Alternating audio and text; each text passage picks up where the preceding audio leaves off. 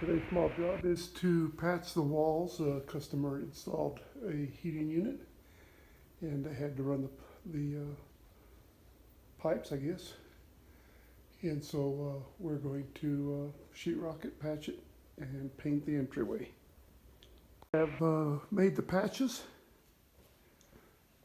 taped them, floated them, just applied the texture, and next we're going to paint the entire living room.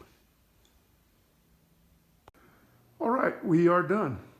We patched the openings that they had made to install that air conditioner. We taped them, we floated them, we primed them, we painted the area in addition to the entire living room, and some additional patches throughout the house. This job's done. My customer's happy, my customer's happy, I'm happy. On to the next small job.